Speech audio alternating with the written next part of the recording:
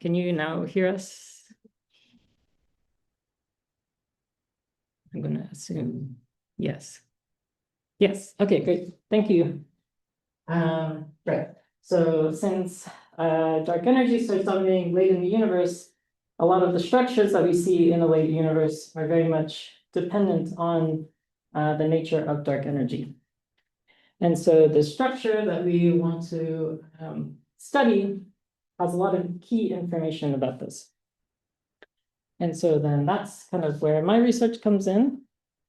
So what I work on is weak gravitational lensing. And so kind of give an introduction to this. So how weak gravitational lensing works is we know from general relativity that anything with mass will also, or like light will be bent by anything with mass. And so what we have here are kind of distant galaxies in yellow, and their light from those galaxies will be distorted by any matter structures in the foreground. And so this is kind of the image of the cosmic web and large-scale structure and how they affect background galaxies.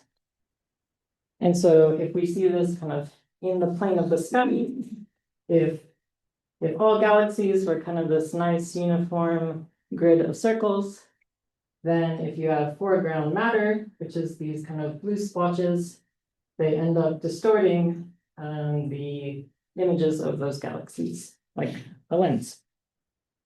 And so as you can kind of see from this then, that if you can only see the images of the galaxies, you can at least try to infer the statistical properties of the matter that is doing this lensing.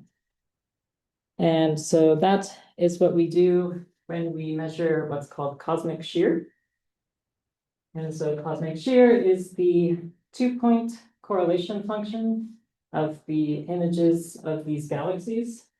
So if you kind of freeze that GIF from before and look at just the shapes of those galaxies in the background, so that's all these like yellow ellipses, you can basically take the shape or like how elliptical each one of these galaxies are and compare it to every single other galaxy in your sampling.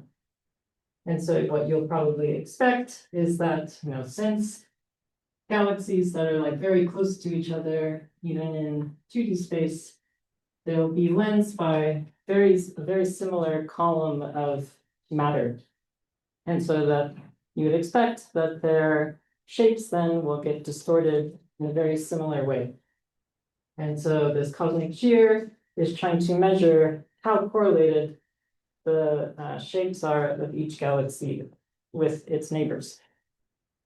And you kind of expect, and so the idea here is that basically how correlated these shapes are to their neighbors and like how distant that correlation comes out is very dependent on kind of the balance between how large-scale structure forms and how dark energy makes the universe expand, kind of dilutes the structures that form.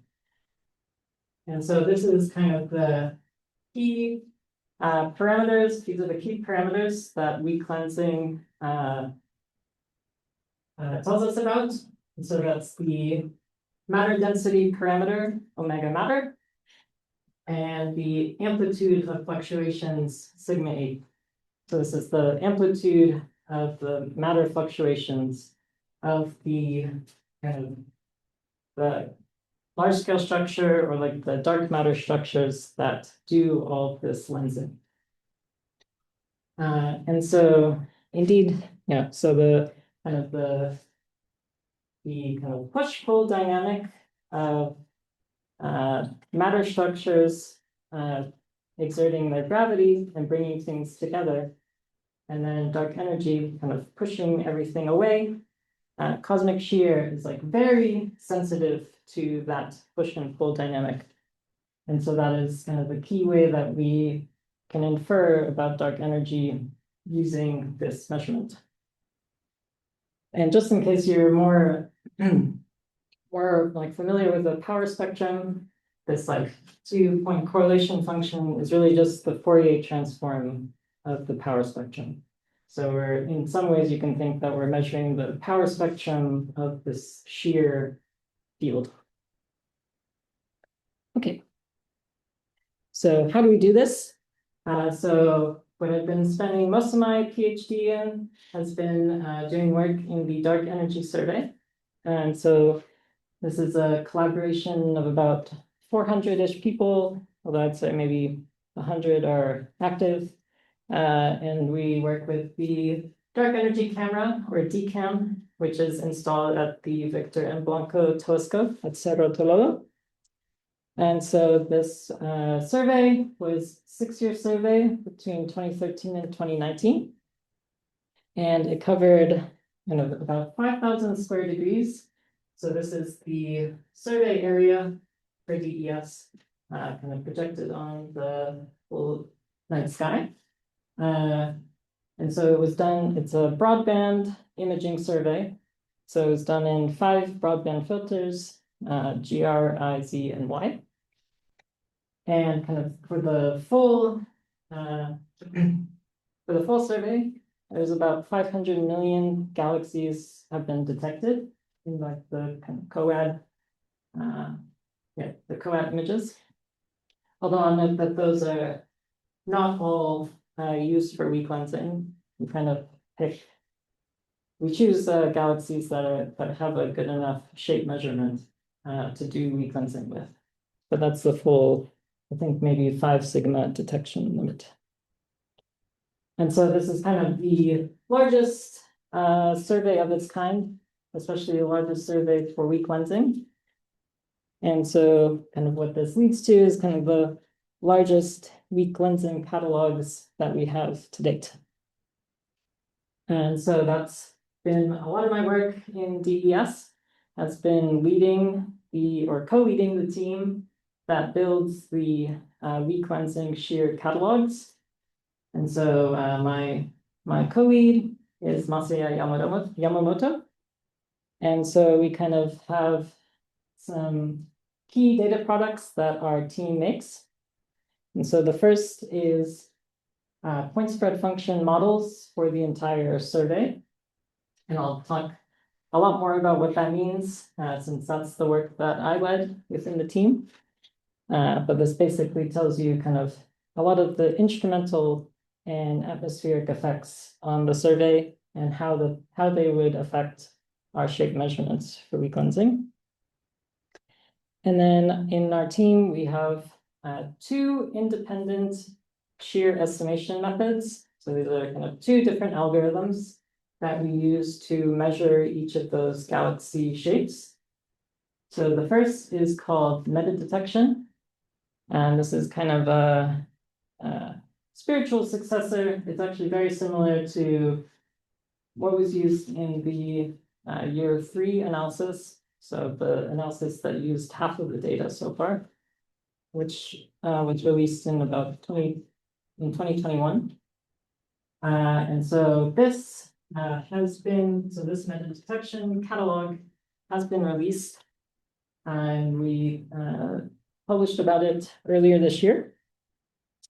And then the second detection method and shear estimation method is called Bayesian Fourier domain, or BFD.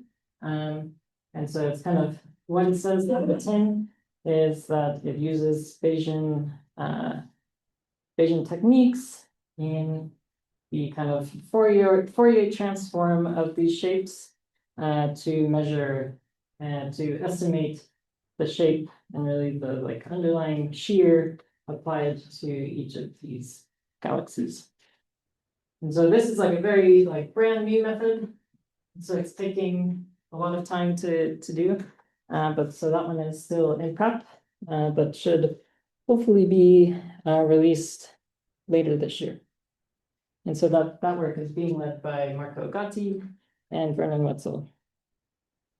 And then finally, a huge part of making sure that these catalogs are fit for science is using image simulations to calibrate the catalogs. And so what we basically do is build a bunch of image simulations that try to, as closely as possible, mimic what images look like from the actual survey. So these really are, simulating single epic images with all the like CCD effects, as many like atmospheric effects, galaxy and stellar property types, trying to throw as much as we possibly can in these simulations that we think affect weak lensing, and then making quite a lot of them so that we have good statistics.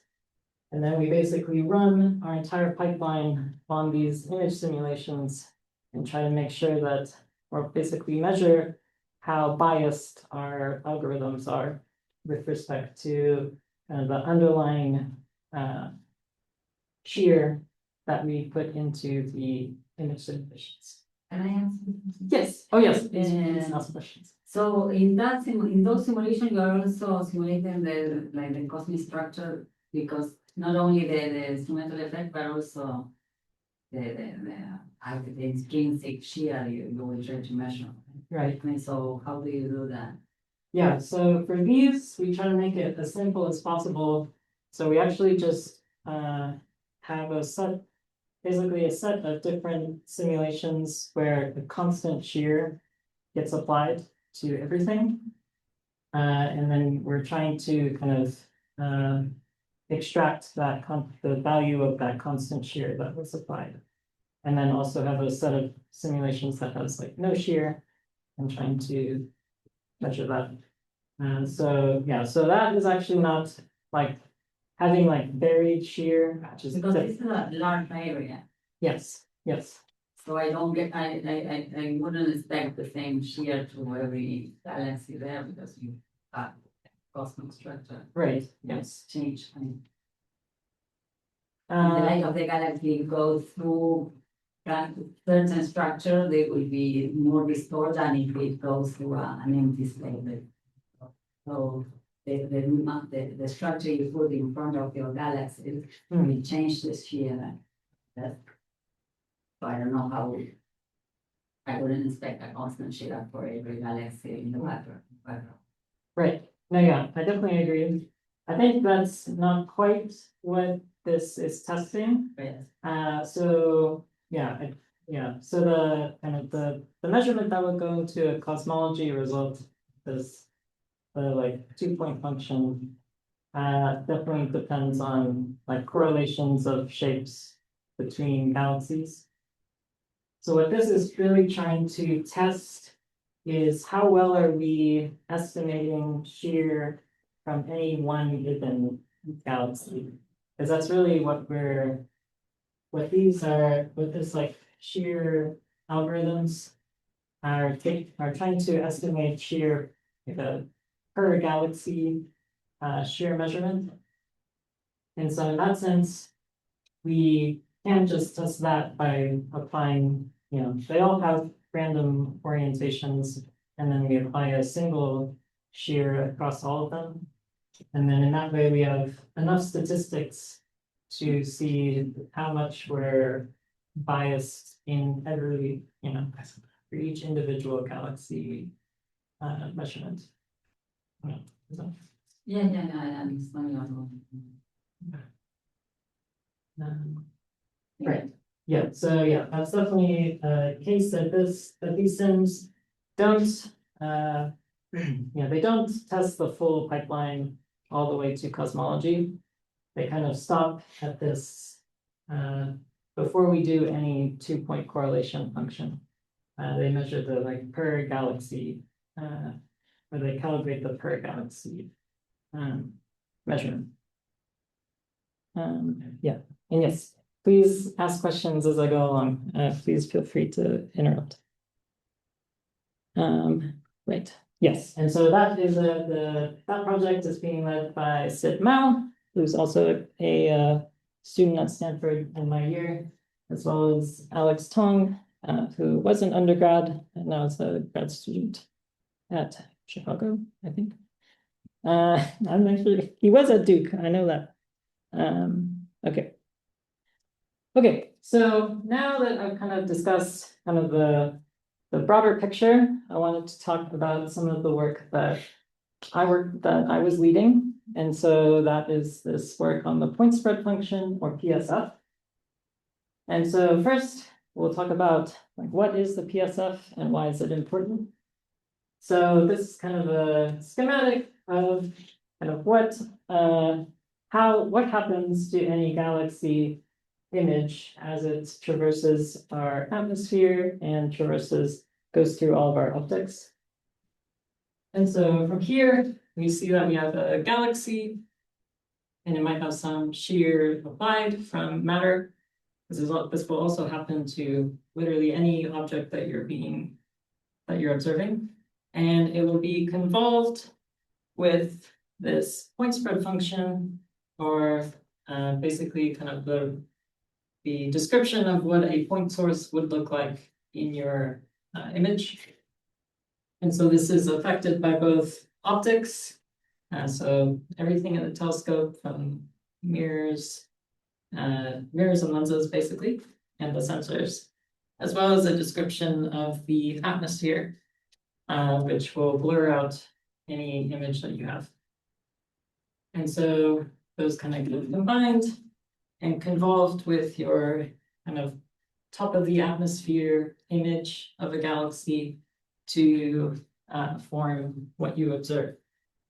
And so all of the science that we do, really, we're trying to infer things based on this image, not on your observed image. And so it is absolutely critical to be able to model this PSF so that we can try to infer the shear on the original image. And so another way to look at this is kind of what happens if you have a bad PSF when you're trying to do this estimation. And so this is kind of a true top of the galaxy image with a true PSF. And so this gives you your true observed galaxy that you might see in your image. And then you want to kind of forward model what you see, that observed galaxy. And so you'll have kind of your model galaxy and your model PSF involved. You get something that's very close to what you observe. But if your model PSF has any difference between the true PSF, it will directly make a difference in your inferred model galaxy. And that is what we're like measuring. That's what we're inferring shear from. And so this difference is really bad.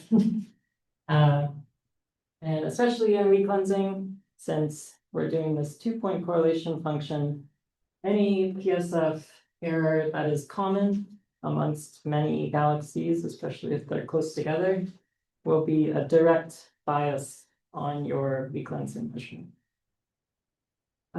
And basically none of our shear estimation algorithms, so those kind of two that I mentioned before, the meta detection and PFD, and really any other algorithm that's used by other collaborations, pretty much all of them start with, well, if your PSF is perfect, then this is an unbiased estimator.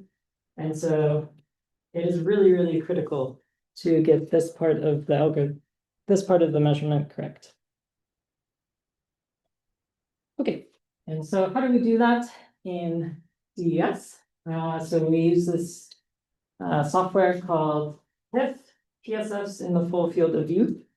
And so this was originally developed for the year 3 analysis by Mike Jarvis and others.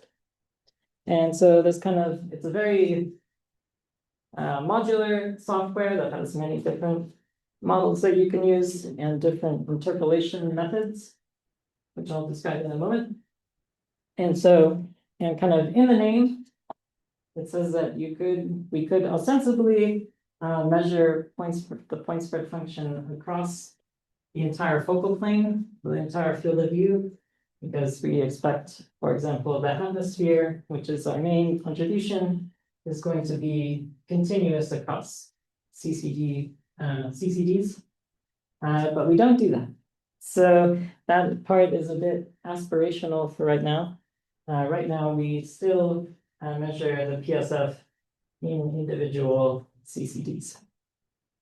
And we do this because it is good enough for right now, as we've kind of shown. So, right. And so how this algorithm works is that if you want to measure the point spread function, you need point sources. And we are very lucky to have perfect point sources in every image, which are stars. And so stars are effectively delta functions above the atmosphere. And so any image of a star will get involved with the effective PSF, like at that point in the CCD and at that moment of time. So with that atmosphere, to give you the observed image of the star, which is basically a perfect measurement of the PSF at that point. So once you have, you'll have maybe roughly, usually it's about 100 stars will be in any one CCD image. And this is a real DSCCD image. And so you basically have a PSF model at each of those points, and then you can interpolate that PSF model so that you have the PSF at any point in your CCD, because you're going to need your PSF at every point of where there's a galaxy. Because you're going to want to have that galaxy image and then deconvolved by the PSF at that point. And so, so we kind of measure this surface brightness profile and then interpolate just using a 2D polynomial. So a 2D polynomial in U and V, or X and Y. And then new for Y6, for year 6, is that we also interpolate with interpolate across stellar color. And that's kind of a key improvement for Y6, which I'll talk about more. And then from there, we want to be able to measure, to kind of analyze how good is our PSF. And so similar to, what's done in many machine learning methods as well, we kind of take a section of the data, like a portion of the data, 20% of our stars, and withhold them, reserve them for testing all the models that we make. And so in that case, you'll have some interpolated model across the whole CCD, and then at your reserved, like if this is a reserved star, then you'll compare the actual reserved stellar image with your modeled PSF and try to see that they're very close in both size and ellipticity. Okay. So once we were going into year 6, there are a few very key open problems that we knew about from the previous analysis. And so there's kind of three main things. So one was galaxy contamination of the input stars. So basically, if you're trying to infer the point spread function and use things that are not point sources, you will bias your measurement. Particularly, you'll be a bit too big and a bit too elliptical if you have some galaxies in there.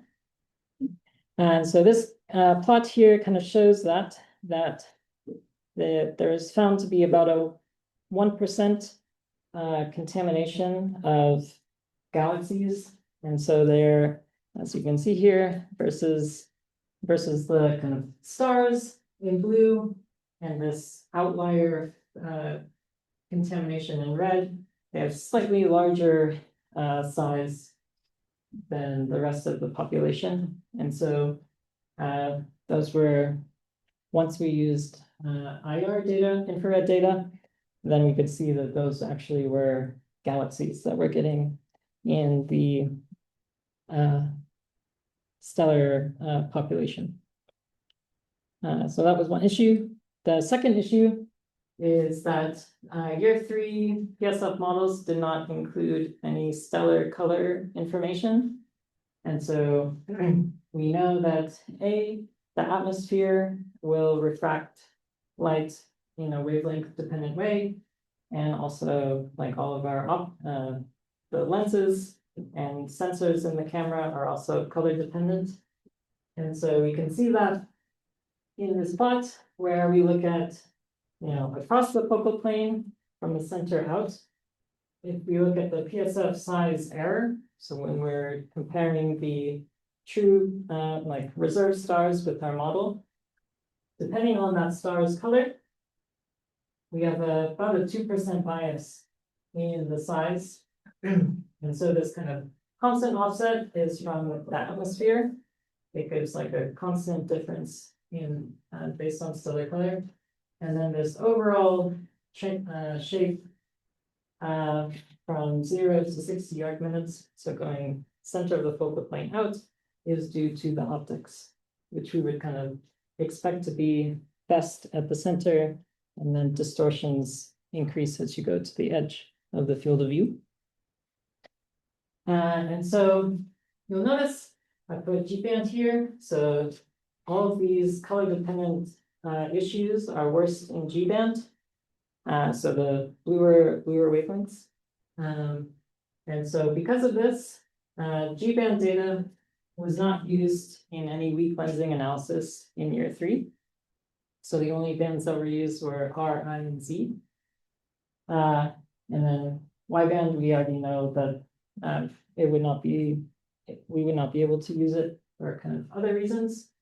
And so this is kind of basically throwing out a quarter of the data that you would want to be able to use. And so, that's more than a year worth of data for a 6-year survey. So we really, really wanted to try to regain the G-band for the year 6 analysis. And so what we did to do that is kind of try to address each of those problems. One is the star-galaxy separation issue is by the time we were looking at the full year 6 data,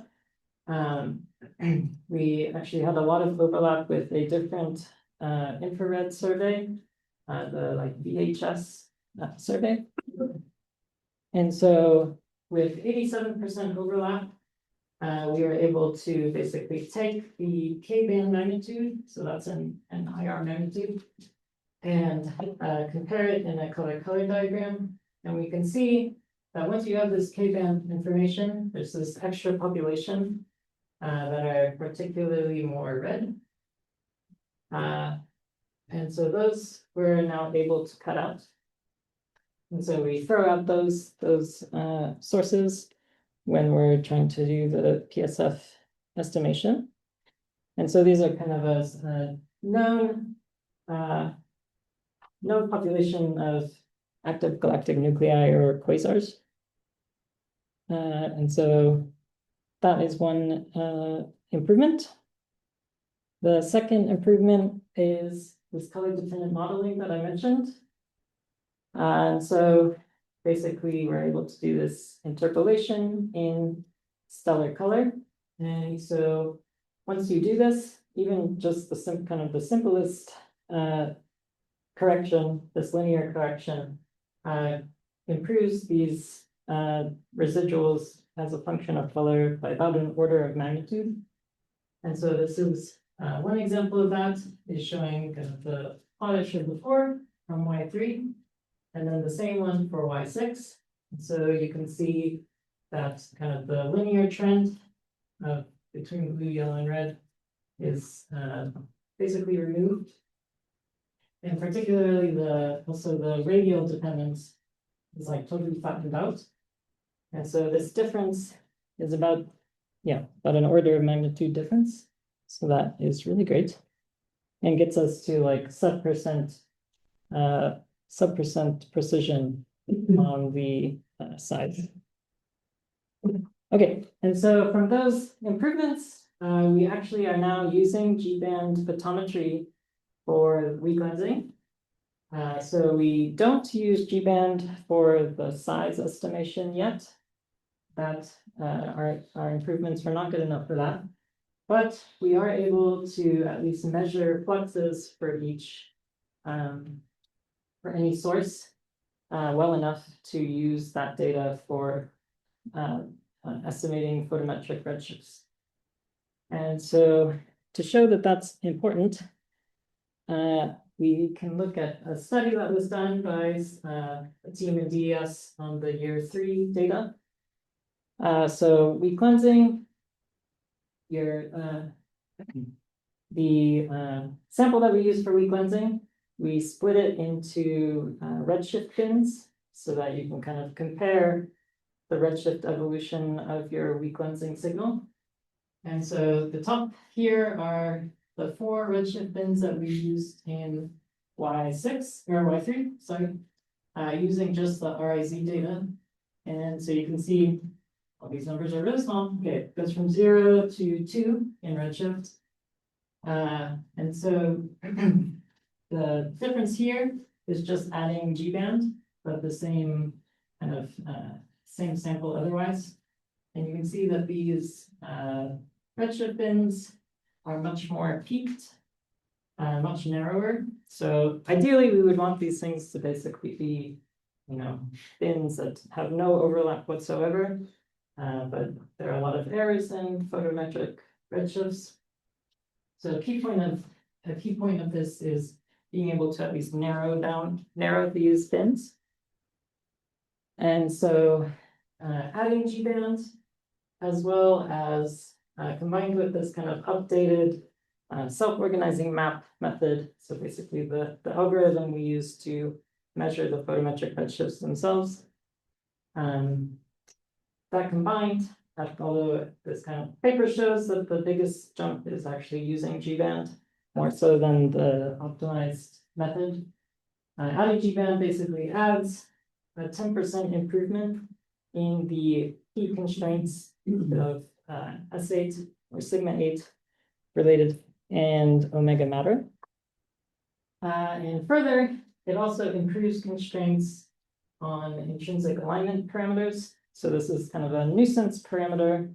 It's a systematic from galaxies being intrinsically aligned if they're in the kind of same gravitational, they have gravitational interactions with one another.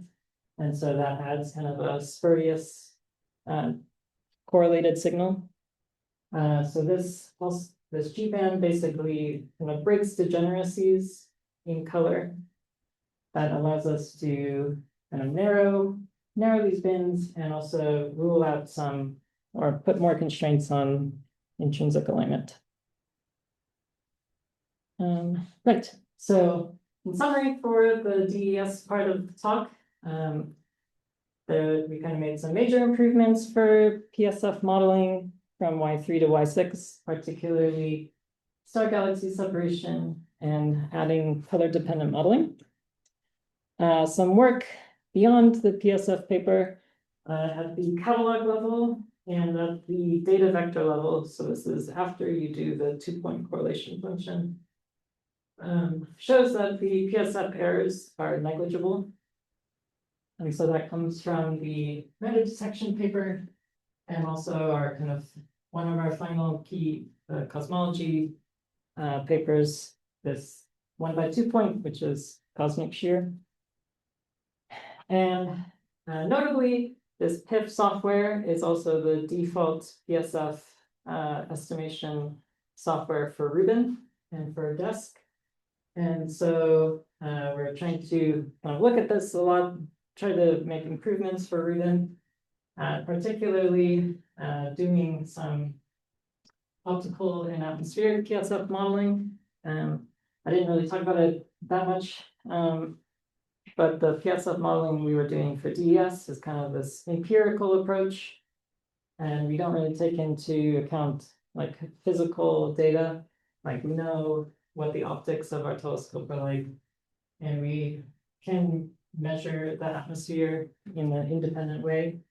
And so we could use that data to inform the PSF much more than what we do right now. So we're looking into that. And particularly being able to use physical data would basically mean that we can use far fewer parameters in our modeling, because the empirical model is kind of just a grid of pixels that we're fitting for, whereas like a physical model could be, you know, much smaller, and you could fit across the entire focal plane at once. So yeah, so that's kind of looking forward to Rubin, what we're working on in the PSF front. So I'll kind of pause here for any questions. Otherwise, move on to the Rubin part. Yes. I have a question. On the ES analysis for weak lengths, is there any people working on high order statistics going beyond 2 point? Yes. Yes. So yeah. So the 2 point functions are kind of our like main or like most. I don't want to say basic, but they're our main cosmology result. But yes, a lot of people are working on higher order statistics. Particularly Marco Gotti, who I mentioned, is working on this kind of second method. He also works a lot on higher order statistics, so doing like the peak counts and voids, and working on building, especially people are looking at building a mass map and then doing like field level inference on the mass map. And so yeah, so that is a big part of what's going on in VES right now, and also in Dusk, like finding new methods. And because you're definitely throwing away a lot of information by just doing the 2 point function, you get rid of like any higher order correlations. So yeah, so that would be, yeah, that's a big effort in the group. And now that you mentioned mass maps, do you Yes. know which methods they're using in GS? No. No. Yeah, not really. Yeah, I'm not super familiar. Yes. Very basic question. When the 2 point function is it computed in 2 dimensions, like the positions in the sky, or in 3, like taking into account the redshift? Yeah, the correlation is done in 2D. Okay. So yeah, it's basically connect a line between any 2 galaxy images and then measure how aligned they are or how anti-aligned. So I'm seeing she brought this question, and do you do this clustering in this correlation? Are you doing like in the flats all projected, or you consider galaxies at different redshift and do the correlation in redshift bins? Because this, if you do it like projected, maybe you are considering one galaxy which is a higher redshift and has been more distorted. Differently than the second galaxy to which you compare. So I had that question in the beginning of the talk. Are these clustering measurements, this shear cluster measurement, done in redshift bins, as you consider that the amount of foreground cosmic web they have gone through is more or less the same, or not any other galaxy? What is the situation? Yeah, that's kind of, yeah, exactly.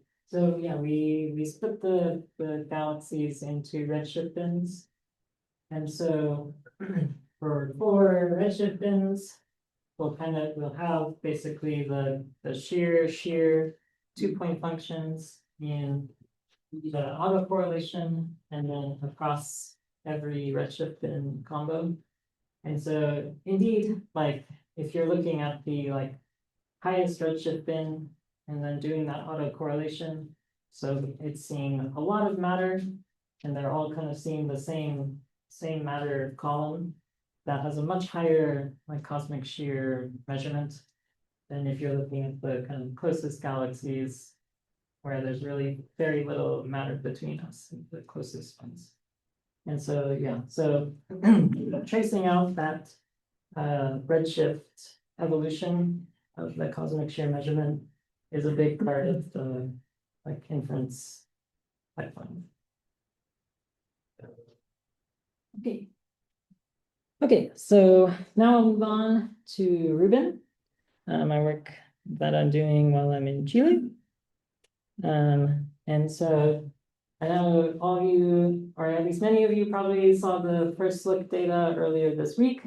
But I'll give kind of a brief overview of the Rubin project for those who maybe are not so familiar. So this is the Rubin Observatory. We have a planned 10-year survey of the entire southern sky, which will hopefully be starting very soon, October-ish.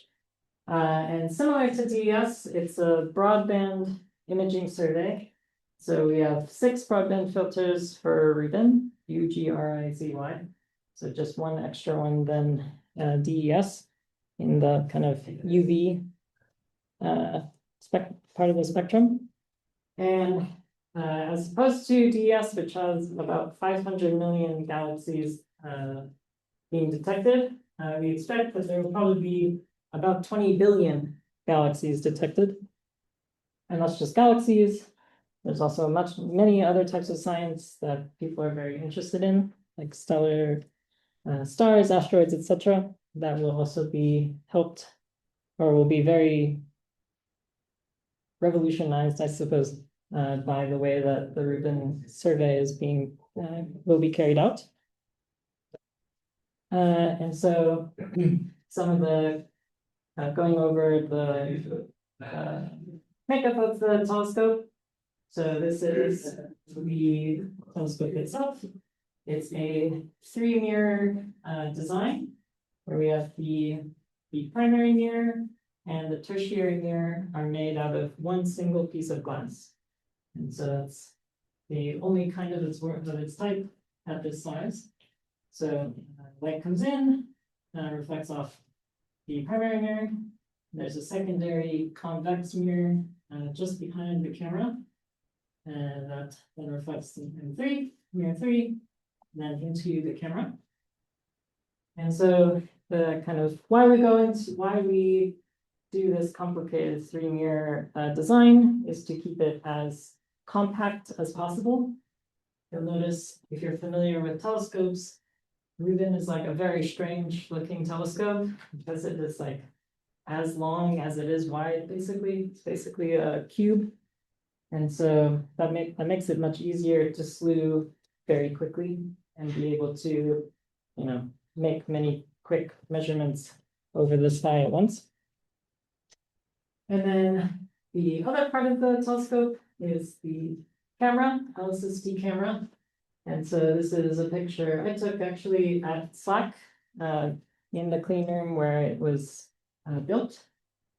And so it's the biggest digital camera in the world. This is a picture of the focal plane, looking through the optics.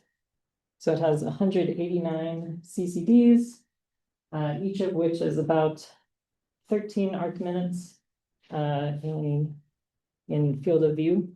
And so across the full camera, it's about a 3-degree field of view, or 10 square degrees. And so, yeah, so it's very much designed to be able to look at large parts of the sky at any one point. And the readout is only 2 seconds. So you can read out all of these pixels in about 2 seconds. So you can actually just read this out as you're moving to the next spot in the sky, which is very fast, like the DES focal plane, just both smaller. It's much smaller, takes about 20 seconds to read out. So it's an order of magnitude faster and much larger. So pretty cool. And so you can hopefully see that this is the camera in the telescope. And so that kind of gives you a sense of scale. Like, I think when I'm standing here, I come up to like here.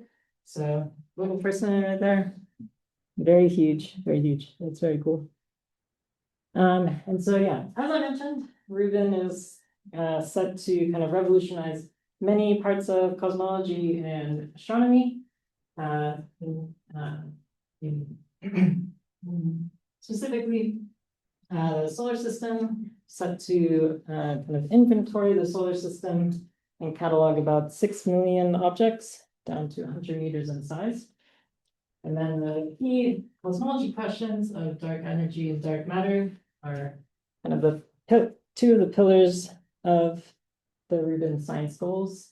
So being able to kind of trace cosmic structure with these 20 billion galaxies that we'll be detecting, as well as combining probes of supernovae, lensing clusters to measure dark energy. Perhaps the kind of biggest leap will be for transient science. So objects that change over time, where we'll be producing about 10 million true alerts every single night. And so for cosmology in particular, this will be huge for supernovae, as well as for strong lensing. Those are dependent on very accurate classification of their light curves, as Alejandro told us yesterday. And so this will be able to give us a much finer grid on the light curves than has ever really been possible before for such a large amount of sources. And then finally, mapping the Milky Way, finding about 17 billion stars in the Milky Way, and particularly looking for new stellar streams and satellite galaxies, which are very informative about dark matter and like the actual particle nature of dark matter, whether we have cold dark matter, warm dark matter, fuzzy dark matter, those sorts of models. This kind of looking at our own Milky Way and our satellites are very informative for that part of cosmology. Okay, and so what I've been working on, I'm just going to go over kind of briefly what I've been working on. So I've been working on the LSST camera for 5 years, off and on. This was actually my very first project of my PhD, was working on this. And so part of what I've done was doing this design, building, and testing of the main flat field light source for LSST cam. And so that's what this is. Designing this, it's actually not trivial to illuminate the full focal plane of the camera in a very uniform fashion. And so that's what this is designed to do. And so this is kind of a picture at SLAC. And then this is a picture at the Rubin clean room, where it's now kind of assembled to work. Yeah, assembled to work in the Rubin clean room rather than the SLAC one. And this has really led to quite a few interesting measurements for the focal plane. So the kind of main things that we look at are basic measurements of the CCDs, so gain, basically kind of how sensitive each pixel is to light, so that we can calibrate our actual images, and kind of the conversion between like electrons that are, or photons that are made in the electrons that are made in the CCDs versus the voltages that you get out in your electronics. It's kind of calibrating that. And so that's kind of the main work that was done here. But there's also some interesting work on finding out about some turbulence that was happening, or that is happening in the camera. So it's kind of hard to see here, but there's kind of a cloud-like structure in the light in this image. And so we found out that indeed kind of there's like a fan blowing within the camera body to prevent frost from building on the window. right in front of the focal plane. And we found out that that's actually causing like a huge amount of turbulence in the camera. So we've been calling this camera weather. And it's really we were really only able to observe it because the light source is bright enough that if you have a very short exposure time, you can kind of capture this this turbulence in the act, basically. And then this paper basically also says that it doesn't matter for LSST, the survey. So that's great. But we think that this is probably happening in many other cameras, like wide field cameras. And then another part, so this is one CCD, so one of these little squares here. We found that these have this kind of interesting tree ring pattern. And so this is also seen in the DES or DCAM CCDs. But this happens when the silicon that makes up the CCD is grown. It's actually grown in a lab from like a small crystal. And so as it's literally just like trees, like as the environment in the lab changes, it will actually change the properties of the silicon in your CCD. And we can see it pretty clearly in lab measurements, and likely we'll need to kind of correct for this in later LSST analyses as well. So how is this, what are we looking at? I mean, I Ah, understand what you yes, said, sorry. but what is this, the image in itself? Yes, sorry. Yeah, I did not explain that. So this is looking at size. Yeah, so this is basically, this was measured not with this light source actually, but with a source that put an array of very small star-like points on different parts of the CCD. And then if you do that enough, you basically have a star at each point of the CCD. And so this is looking at basically the change in the PSF size, the star size, in like as a function of the position on the CCD. Calibrated for the fact that the actual instrument spots are slightly different sizes. But yeah, this basically shows that there's kind of a systematic trend of smaller or larger PSF size over the focal plane or over the CCD that would not get corrected for in something like our 2D polynomial. So then when we measure or interpolate the PSF, that's what we've been doing is just a 2D polynomial. So it can only do very smooth changes in the PSF, which is fine for like the atmosphere, but for a sensor effect like this, totally gets missed. This is just one cell of the CCD. Yes, One yeah, cell of the CCD. yeah. It's basically And you see this ring because this is like a large yeah, in the CCD cell, but it's these rings are like this coherent effect that you're seeing because of the growth of the silicon that you used to create the CCDs. yeah. We see this in most of these CC. So this should happen to many of the tests. I mean, the knowledge in itself, if this is the way it's done, Yeah. So this was a much bigger effect than the DCAM CCDs. Because the CCDs actually get created by two companies. And when we went to them and we're like, we are seeing all these problems. And they're like, oh yeah, we've known about those for a really long time. And so they're much smaller for the LSSTCAM CCDs because we told them this is a huge problem for our science. And so these are quite small. Yeah, I cut off the thing. This is about a 0.5% effect in size. So it's definitely smaller. It's smaller than, or no, 0.05.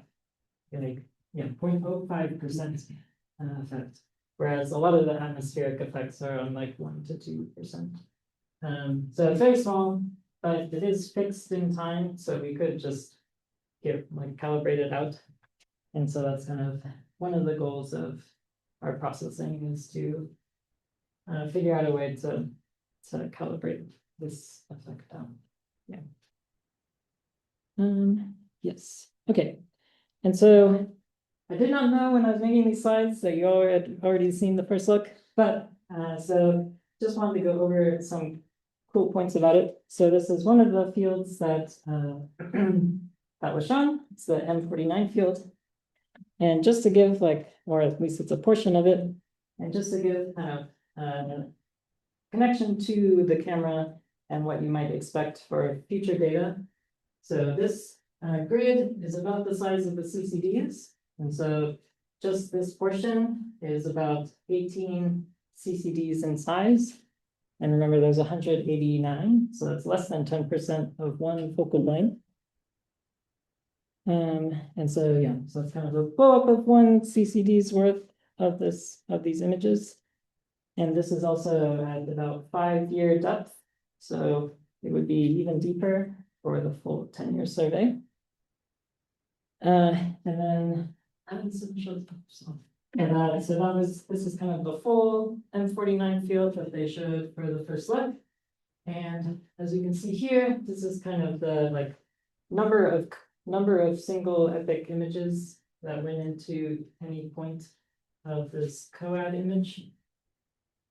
And so you can see that this is actually basically just a little bit larger than 2 pointings of the Rubin of the L60 camera, and about almost 300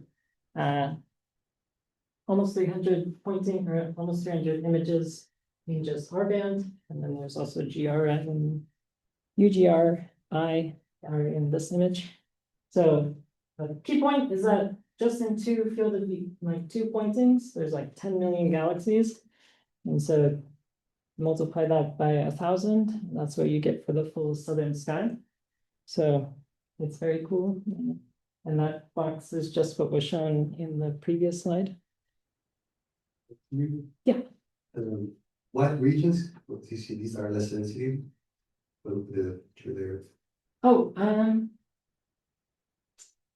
yeah, I think these edges are just from it being slightly unus-centered. And so like this area here is basically the size of a full focal plane. And if you rastered it a little bit every time, they're dithered slightly, then you have kind of fewer images on the very edge. Whereas the kind of, yeah. So I would say maybe, yeah, basically these two, a little bit larger than these two spots is the whole focal plane size.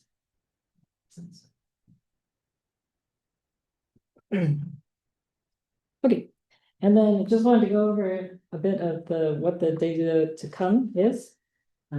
So the data preview 1 is being released next Monday, June 30th.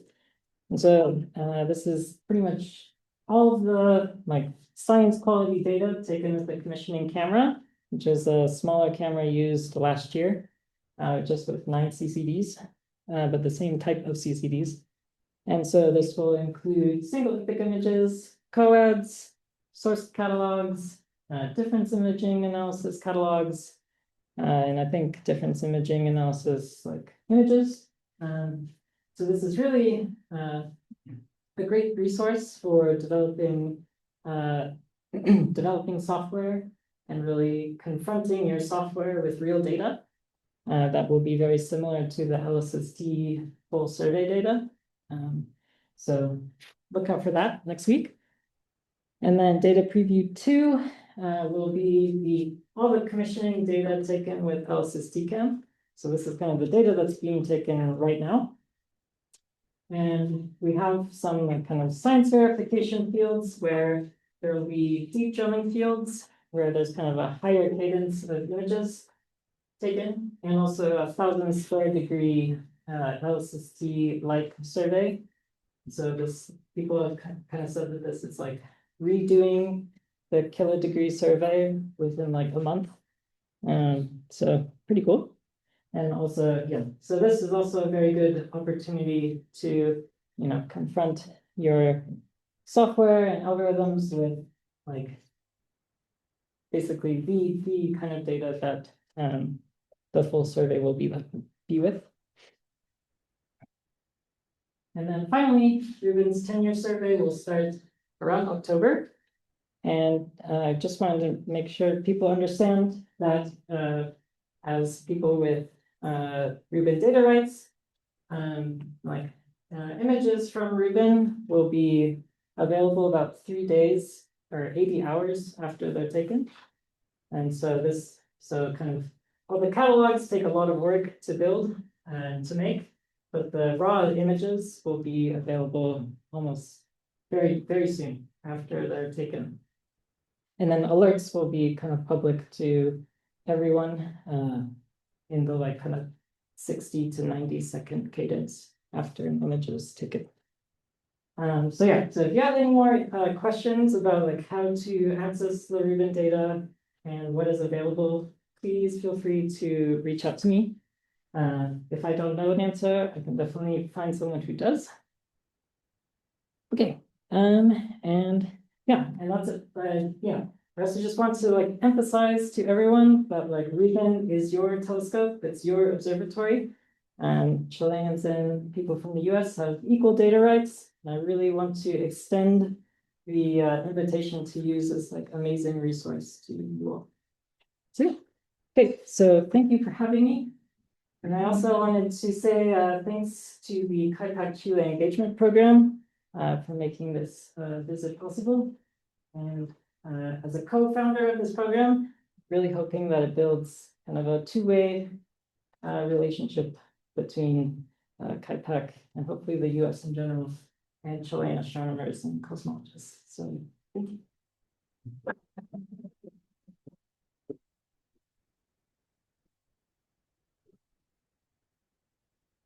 Do we have any questions for Theo?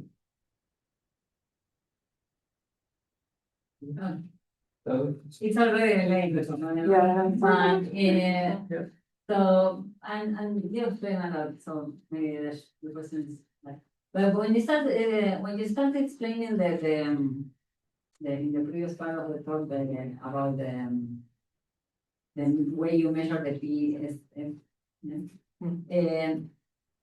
before when you start talking, I had the idea that this could be measured in the lab because you know your detector. So you have like, as you said, two parts. One is instrumental, that is like you know it and it's fixed, let's say, defect, no? And the other one is the atmosphere that you should be measuring like quite often because the atmosphere is changing. Yeah. So then you realize you are like calibrating with the observation with the stars as point sources, right? And then in the end, you said that since you know you can move forward in the direction that actually including what you know of the PDF from your because you can do that in the lab. Yeah. Well, in the lab, when this telescope, huge telescope, I don't know how you. Yeah, we do. In the calibration, like in the calibration, no? So I think one of the questions is how often you do this calibration in the sky with the stars because of the atmosphere. You do it every night. You do it between. It's done every image. Every image, Yeah. the calibration of the video. Yeah, like the PSF has to be measured for every image individually. So that's kind of why we use stars, so that you have a population of kind of that instance of the atmosphere for every image. Every image, and but it's fast. It's a fast process. Yeah, like measuring the PSF on like one, for DES at least, for one exposure. It's actually one of the slower things in the pipeline. But it's like a minute and a half for one CCD. So I guess it takes about an hour for one. Do you expect the atmosphere to change across your field of view, or you can assume that it's the same for the? I mean, it will change in time, but Can you assume that it's the same for the full field of view at each No. image? Yeah, no, yeah, it changes very quickly. So that's kind of why we do like this 2D polynomial in one CCD. Because that is about how quickly the atmosphere will change. And like, sorry for flashing this like crazy. Yeah, okay, yeah, so the atmosphere and this is about a 1.5 to almost 2 degrees field of view. And so, yeah, the atmosphere changes roughly on a CCD scale. So it changes quite a bit over a full field of view, and then even more so for Rubin. But you're totally right that, yeah, that we kind of need to measure the atmosphere for every single exposure. But there are things that we can measure in the lab or in the dome during the day that are kind of fixed in time that we should be able to correct and not have to fit for it every single time. So that's kind of what we do in DS is like you're refitting stuff that you know is there and like wasting parameters on instants that are fixed. So that is one thing that someone else in my group is working on, our group is working on, is that we know that the CCDs are not flat. And so that kind of the edges of the CCDs are kind of out of focus. And so that is definitely not changing. Well, we don't think it's changing. We might have to redo the measurements later, but that is something that like we really don't want to fit for that. And so, yeah, another student, Catherine Maliotis, is working on kind of figuring out how we can include baked in like static features and not have to fit for them every image. Thanks. Any more questions? Okay, if not, we can thank Theo again.